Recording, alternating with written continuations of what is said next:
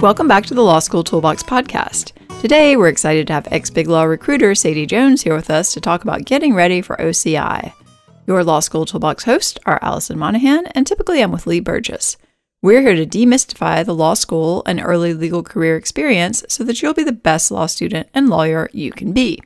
Together, we're the co-creators of the Law School Toolbox, the Bar Exam Toolbox, and the career-related website Career Dicta. I also run the Girls Guide to Law School. If you enjoy the show, please leave a review or rating on your favorite listening app. And if you have any questions, don't hesitate to reach out to us. You can always reach us via the contact form on lawschooltoolbox.com, and we would love to hear from you. With that, let's get started.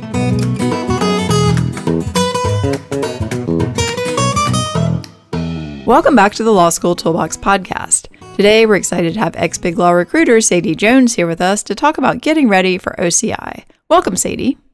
Thanks for having me back. My pleasure.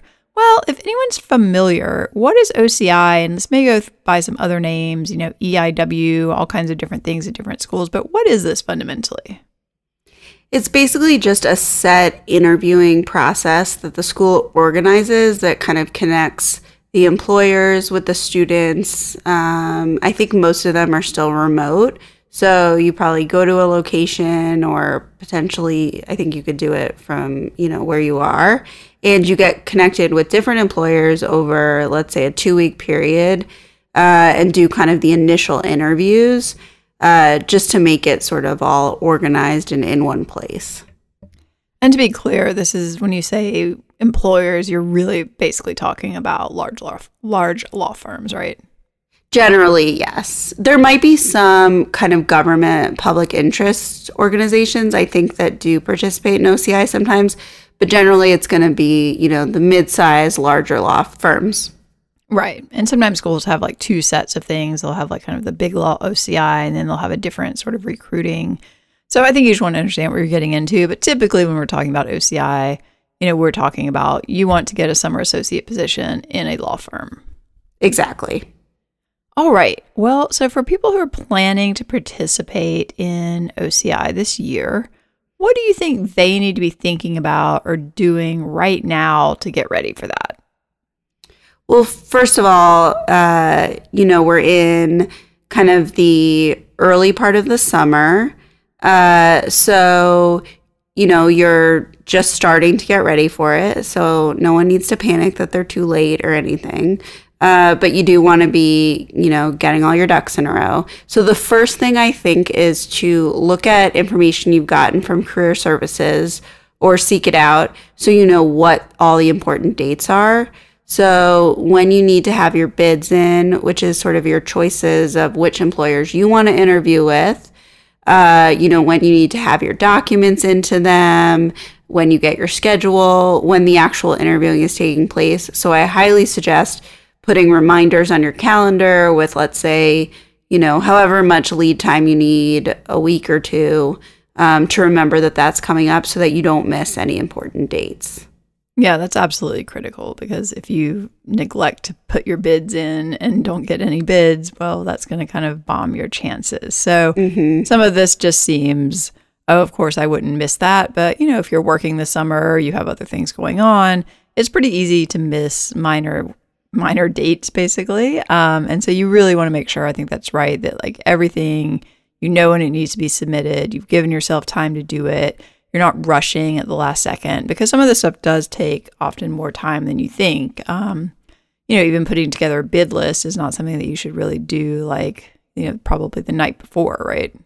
Exactly. I mean, you can if somehow you've forgotten, you just need to get it in, but it's not going to be, the most well thought out, or strategized list that way.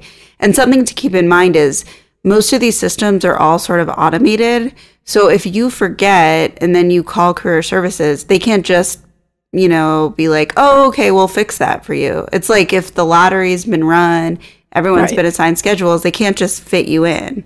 So maybe you could get on people's schedules, but, it's not something they have any control over. So just remember that. Yeah, and also if it's all online, you want to make sure that, you do it early enough that if the system crashes the night before because everyone else is trying to get their bids in, that you're not involved in that. Like, just don't give yourself the stress of doing it at the last second. It's really not worth it. I mean, I think this is probably how I ended up with like bids at places I really wouldn't have wanted to work, that I wasn't really sure why I was interviewing at, or in one case, like the wrong city because I checked the wrong box and I didn't realize until I had the interview. And they asked me, so why do you want to be in DC? And I kind of looked blankly at them. I was like, DC. They're like, yeah, you do know that you're interviewing with our DC office right now. And I'm like, huh. Awkward. Yeah. Really awkward. So don't be that person. Get your bids in early and think about them. I think that's such a good point. And double check, like you said, it's really easy to just make a little mistake that can affect it. And really, this is a great opportunity to get all these interviews. So you want to do it right. Right, exactly. It's like a lot of firms do have a lot of offices, and you want to make sure, just triple check, like that you're actually selecting the one that you think you would want to work in. It might not be the one it defaults to. Just make sure, like, this is a great opportunity to use your legal skills to be really careful and detail oriented and make sure that you're getting, hopefully, the interviews you would like to have. Absolutely. All right. So what else should people be doing? So I suggest setting aside time each week or each day, whatever works for you, to do these sort of tasks. I think we've talked about this before.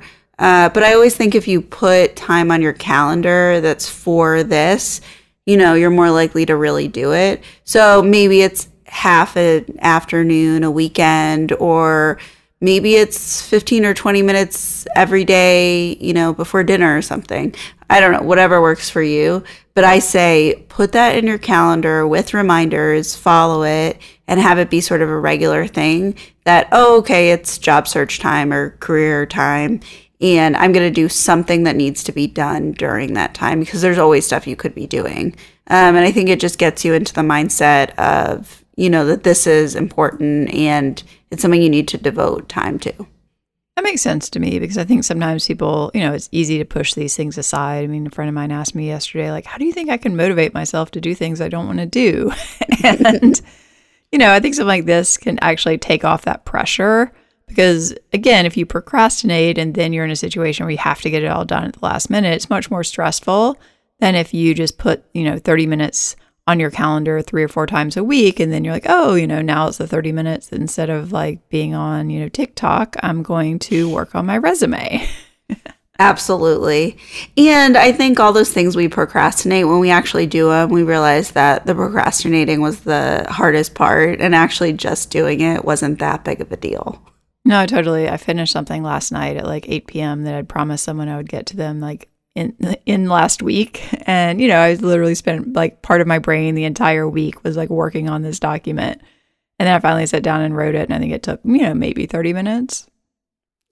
And I bet you feel really good to have it out of the way. And you wish you just done it like 5 days ago. I feel so accomplished. Exactly. I should have just written this down instead of just thinking about it for the whole week. So just, I think, giving yourself that time to do things is just going to make it easier in the end. Absolutely. What are you using this time on? So first, most important is make sure all the documents that you need to turn in are done, finalized, the best version of themselves. So that's usually resume, cover letter, writing sample. I'm putting them in those order on purpose. Resume is most important. I would say cover letter second, writing samples third. Your resume is really the thing that most people are going to look at and spend the most time on. And so, that's the order of that. And, we've talked before about how to do a resume and how to recheck it. So I just think it's important to have your final version. And once it's finalized, don't keep playing with it. I think people mess things up doing that. It's like, right, that's the last version. Maybe you need to add something, you got an award or your GPA went up or whatever, and that's fine. Make sure it's in PDF form. It's saved under a neutral, normal name, like your name, resume, right. This summer. I wouldn't put something like BigLaw resume on it, because then it makes people wonder, like, well, what else are they interviewing for? Just make it resume. Exactly. Or the city, because you have one that's focused on this market and one that's focused on the other market. They don't need to know that you're looking at 2 different markets. You can figure out a way to know which is which. Yeah, exactly. I wouldn't make it too obvious. I do think it's useful to have separate resumes for different cities and different types of jobs, but try not to make it too obvious that's what you're doing, because then people just start to question your actual commitment to what you're applying for. Because as the employer, I actually look at the names of files. It's just something I do. And that, I do. Yeah, I do maybe too. not everyone does. Yeah. Probably not. But I mean, we definitely care about file system. Partly it just tells me, like, is this person organized? Like, because if you're in a law firm working with someone, an unbelievable amount of the time and energy you spend working with someone is usually about how they're naming their files and where they're putting them in the document management system. So yeah, I think that's actually a big red flag if I see somebody's resume and it has like some insane name that you can tell it's like version 4.2 of like New York versus writing resume. And you're just like, oh my God, are you kidding me? Like, I could never work with this person. Or even a typo. That to me counts, or like you wrote the year wrong or something like that. So just keep that in mind. So basically, the most important thing is to get those completely done and finalized, because you're going to need them to submit, and it's sort of the first level of what anyone's going to see from you. So I think it's the first task I would spend time on.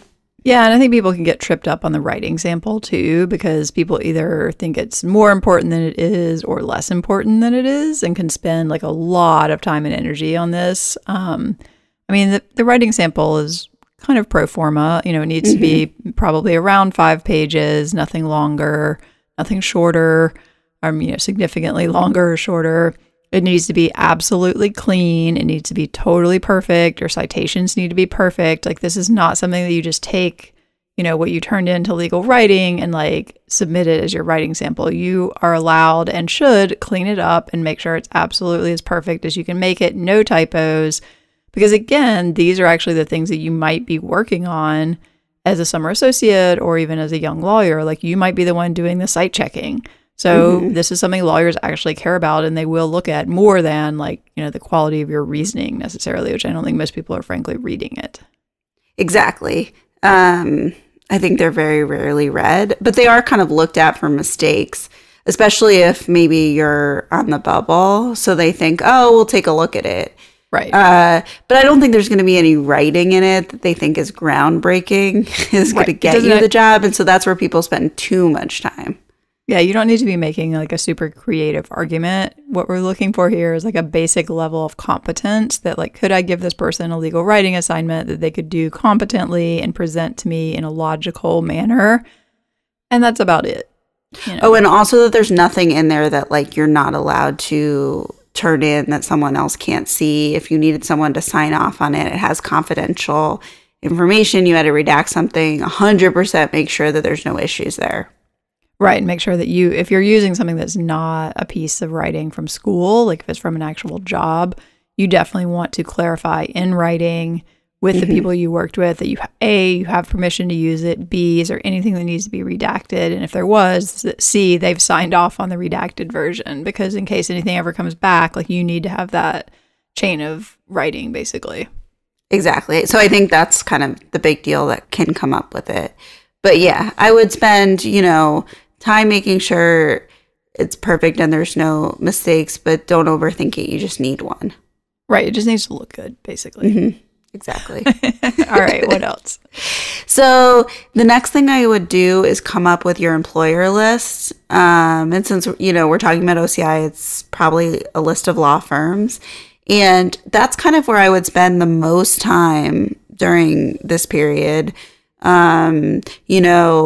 I would probably do a spreadsheet or, however form you want to do it, and something that has, the name, where their main office is, some vital information about them, and some comments about maybe something about them that's important to you. I like a spreadsheet because you could move things around or, sort it in different ways, because that's what you can use for figuring out how you want to do your bidding. And, maybe this list includes places that aren't coming to your campus, so you're going to have to apply separately. So you should do a thoughtful list, about what's important to you. There may be some that are reaches and some that seem sort of like you could definitely get in, the same way you do a list when you're applying to law school.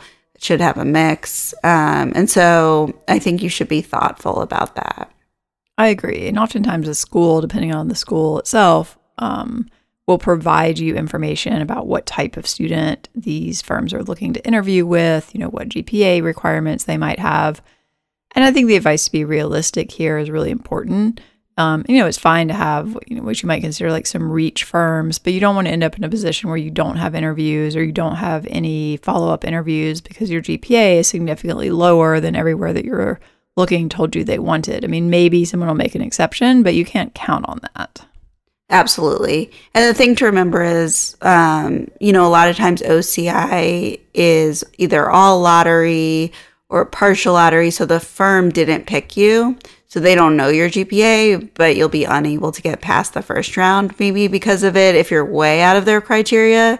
So then it's sort of a waste of time for everybody if they can't do anything about it.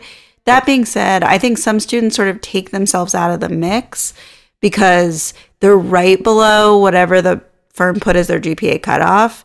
I will say that I've put GPA cutoffs that aren't actually our GPA cutoffs because we don't have one. It's sort of like we know when you're, fit our criteria.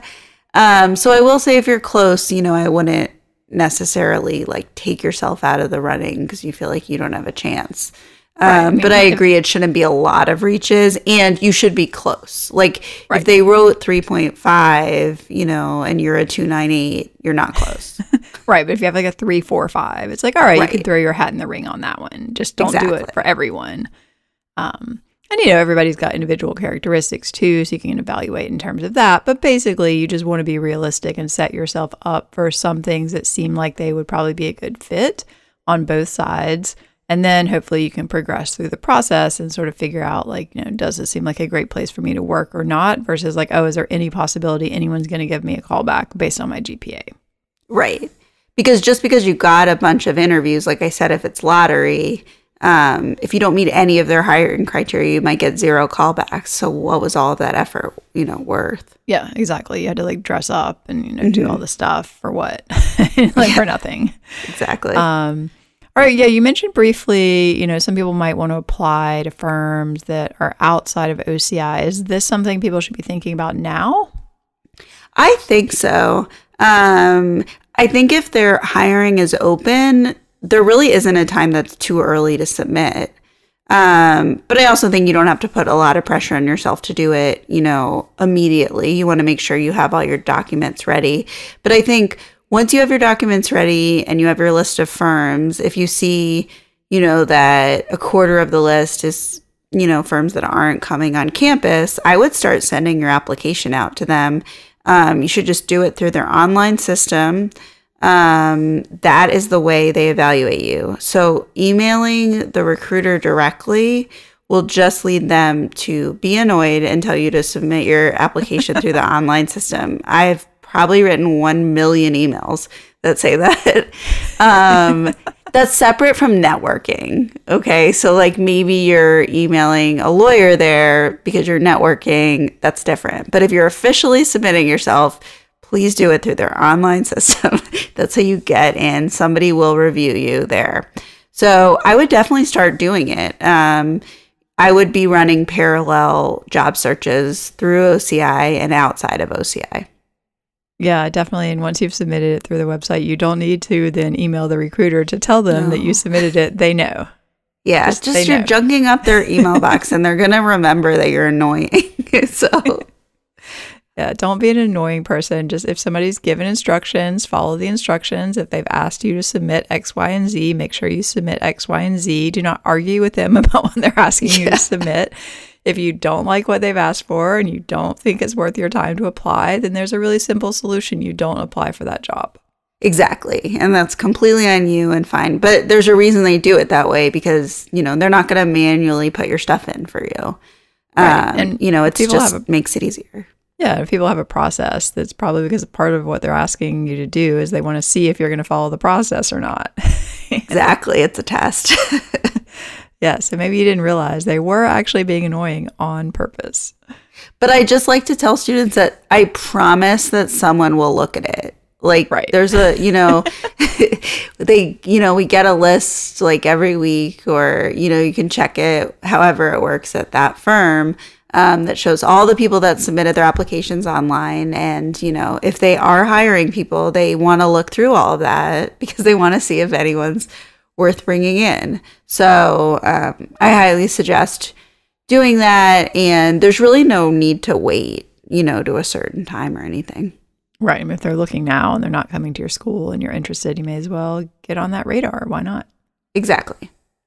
All right. Well, now I've turned all my stuff in. I've done my bids. I've gotten some results for my interviews. What else do I need to do?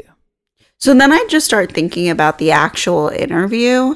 What we've talked about before, what you're wearing, that all your tech's set up, you know how it's going to work.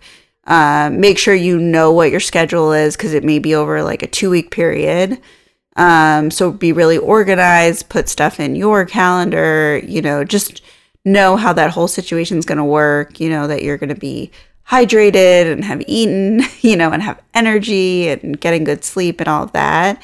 And then, preparing for an interview, sort of like what I said about the writing sample, I think you can over prepare and under prepare.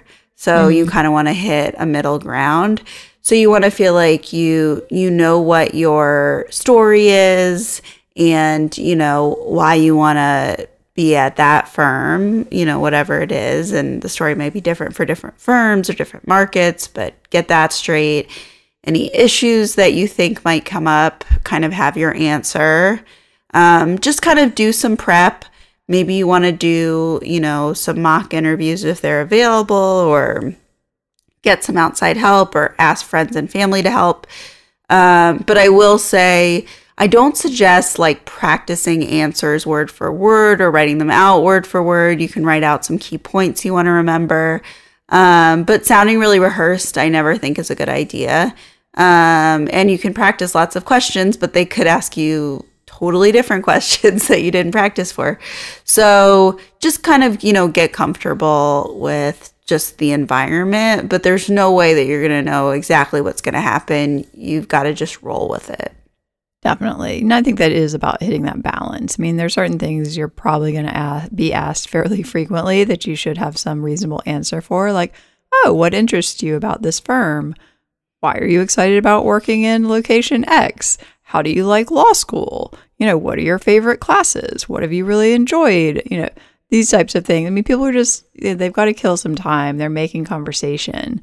And I will say anything on your resume is absolutely fair game. So if there are things, at one point, I think it was in a clerkship interview, someone started asking me detailed questions about my undergraduate honors thesis.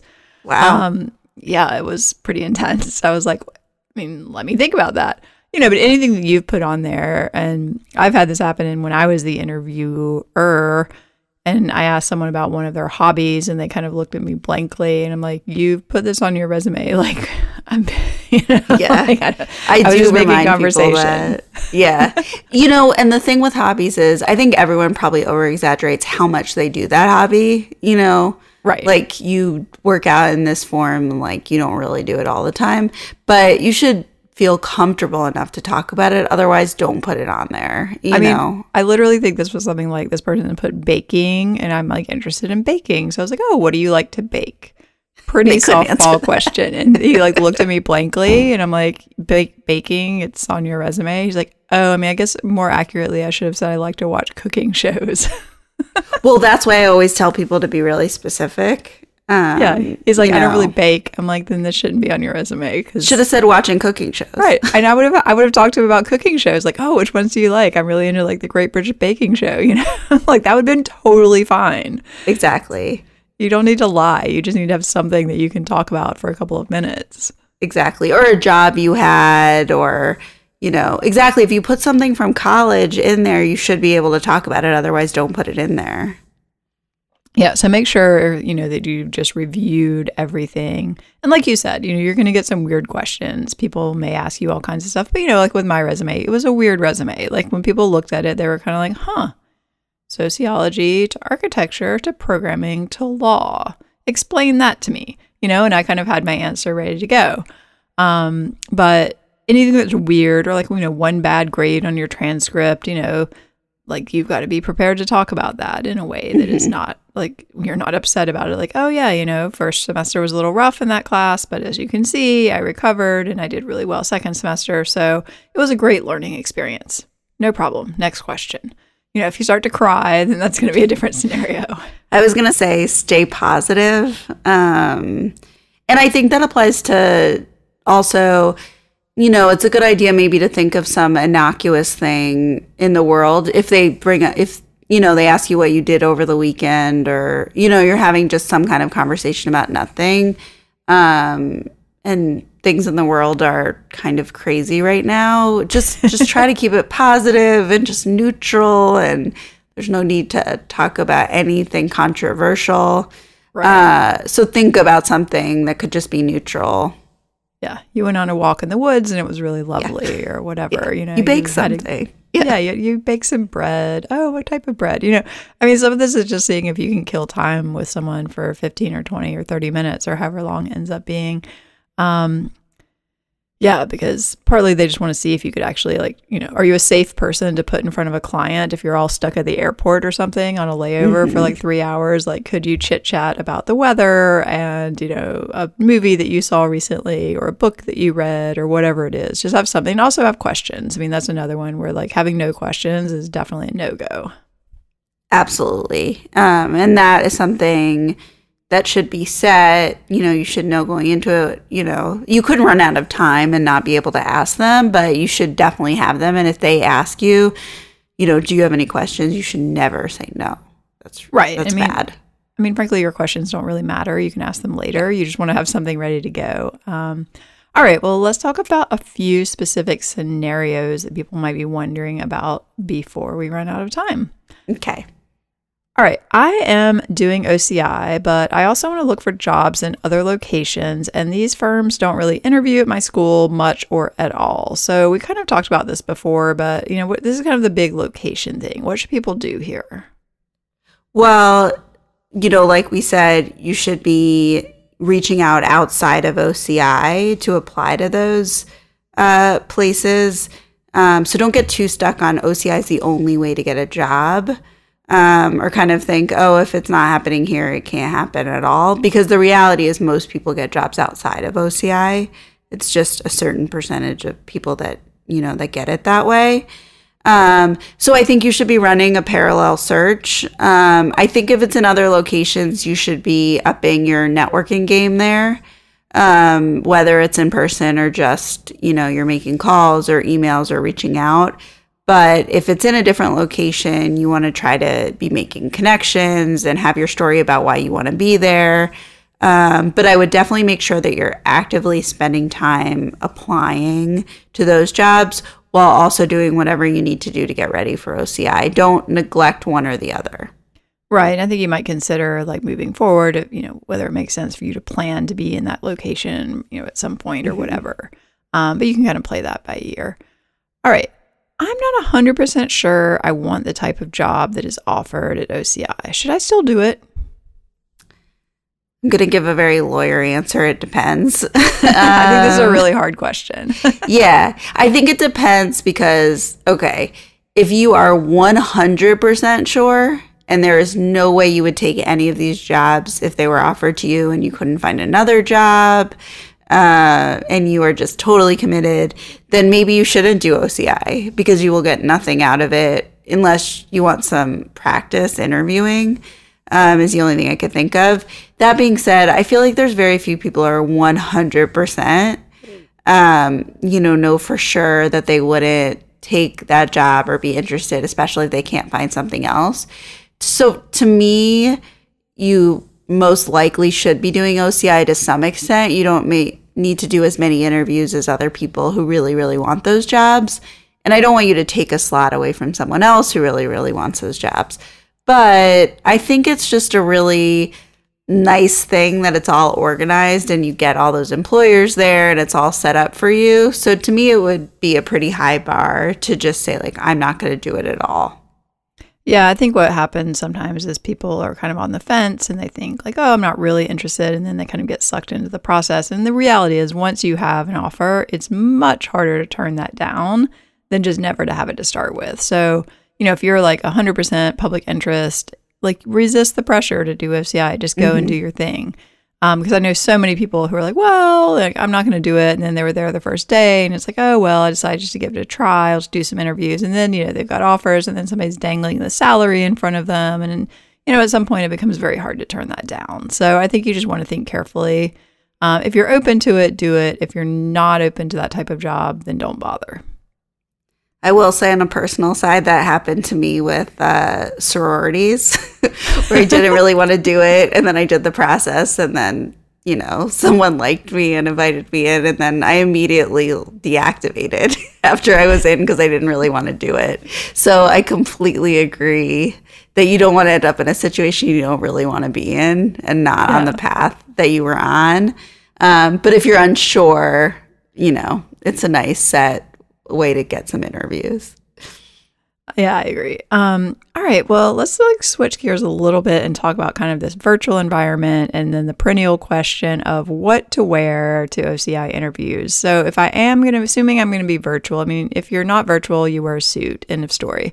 If you are virtual, do you think you still need to be at least in like the top half of a suit? How should people handle this? I think you should still be in a full suit because what if you have to stand up? That would make me nervous. So true. I actually think you should dress exactly the same virtually as you would have in person. Yeah, I think that's probably good advice. And if you don't know what to wear and you're not sure like what a suit should look like, I mean, this should be pretty conservative. This is not a time to get super creative. You want something like boring, like your Brooks Brothers, like Ann Taylor type of thing is totally fine. Nobody expects you to be a fashion plate. But just something that, is in the ballpark of what people are looking for. And obviously there are certain, people who may have more issues with this, but I think this is something to talk with career services about, like talk to various people about, make sure that you're going to feel comfortable wearing whatever it is that you're wearing. And then ideally you just have the outfit that's ready to go. Maybe you have a couple of different options for it, but something that you don't have to think about.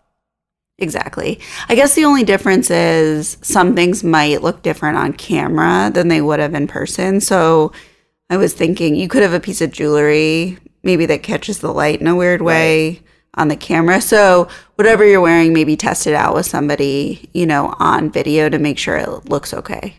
Yeah. And let's talk a little bit about looking good in an interview. Because sometimes you might be able to go to your school or whatever. They might provide you spaces for these interviews, but you might be doing them also from your house, which maybe is not huge. One thing I think is really important is thinking about your background. And for me, what I found often works best is I have like the most blank wall in wherever I am behind me. And then I sit and then I have a table or something with the camera on it. And you want your camera like a little higher, preferably than your head. But then essentially you're just getting, particularly if you can find a place that has a window in front of you, then you get like fantastic light. You don't have to worry about like lighting yourself up. But I think that's if you're in a small place, I think that's often like your best option. I agree. And the reality is you can be, let's say in your bedroom, as long as they can't tell it's a bedroom. Right. You want to make sure the wide angle is not capturing like the edge of the bed or anything. Yeah. So I think that's important. I agree with you. The height of it is really important. And I think some people don't test that out and make sure that you're going to be looking at them. And they're going to be able to see you. And I totally agree about lighting. If you do have something like a ring light, or some of them are fairly reasonably priced, they can make people look brighter. It can kind of make a difference. So I'm not saying you need to invest in that, but it's just something to think about. I think if you have if you have poor natural lighting, I think you do need to think about how you're going to be lit. Currently I'm recording this from inside of my closet because that's where I record podcasts, but I probably wouldn't do a video interview from inside of my closet, Exactly. And I guess you want to make sure, that the Wi-Fi works fine. Sometimes there's like one spot where it's not good, so you want to make sure that's all good too. So just whatever the person on the other end's going to see and hear, should just all be really decided ahead of time. Yeah, last week I was having a lot of trouble because I thought my phone was dropping calls, but it turned out actually my headphones had stopped working well. So it turns out you just, anything you're using, you want to test with somebody else probably before you're using it, and make sure you know exactly how they're going to call. Is it a Zoom link? Is it something else you're using? Whatever you're using, just make sure you've got that information beforehand so that you're not kind of stumbling around at the last minute trying to figure out like how to connect to the call. Oh, and make sure like it doesn't need a certain browser. We've had that issue before, like this browser works better. So make sure you have that. So just all your ducks in a row. It should never be 5 minutes before the interview and you're still trying to figure this out. Yeah, you want to be there. And then the nice thing about having video interviews is you can have notes and things in front of you in a way that you can't necessarily do in like a live interview. So you can have, your basic question, your reminders about why you're interviewing with this firm, all of these things like, I'm really interested in your bankruptcy practice. You want to make sure they do bankruptcy before you say that. Also, if they give you a place to go, that might be the better option. So think about that too. Just because it's convenient to be in your home, there's a lot of advantages to if you can do it from a place on campus, that might be the better option. Well, because if nothing else, if something goes wrong, you're not the one to blame. Exactly. It still it's not great, but at least you can be like, I'm at my school and I don't know what's happening. Like they're calling the IT person versus like, I'm at my house, my internet's not working. Sorry. Yeah, that's going to be a no-go. And there's some things you can't control, but you should try to have everything you can control, like pets or other people. You can't help if your neighbor chooses to like chainsaw their tree. Yeah. You can acknowledge it to the person on the other end, but and I think if things like that, if things like that do happen, you just kind of have to roll with it. Like, oh, I'm so sorry. Like, of course they've started chainsawing their tree exactly at the time of this interview. Gosh, what a mess, Yeah, you can, but then move on, laugh about it. Yeah. But if it was something that you could have, fixed or kind of handled, I don't think that's a good look. No, exactly. You want to make it as competent as possible and just make sure that you've done what you can to make this kind of weird experience go as smoothly as possible. All right. Well, any final thoughts before we wrap up? Just that I think this whole process can be something that's easy to procrastinate, that we sort of talked about at the beginning. So my advice is really there's always something you can be doing. It's not too early to start whenever it is. So I would really just keep that in mind, that the sooner you start, the more it's not rushed and it's always going to turn out better. I think that's right. I think just putting it off is not going to help anything. So just go ahead and get started. You might find out that you need help from someone. You might need somebody to read things. You want to make sure that you have time to get that help and get your questions answered and figure out your best, so you can really put your best foot forward. I think that's really what this is about. Your grades are whatever they are, but you're trying to put your best foot forward and present the best version of yourself. And the more time you give yourself to work on that over an extended period, probably the better it's going to go. Exactly. All right. Well, thank you so much for joining us. Thanks for having me. My pleasure. With that, we are out of time. For more career help and the opportunity to work one-on-one with us, including on your OCI materials, you can check out careerdicta.com. If you enjoyed this episode of the Law School Toolbox podcast, please take a second to leave a review or rating on your favorite listening app, because we would really appreciate it. And be sure to subscribe so you don't miss anything. If you have any questions or comments, please don't hesitate to reach out to Lee or Alison at lee@lawschooltoolbox.com or allison@lawschooltoolbox.com, or you can always contact us via our website contact form at lawschooltoolbox.com. Thanks for listening, and we'll talk soon.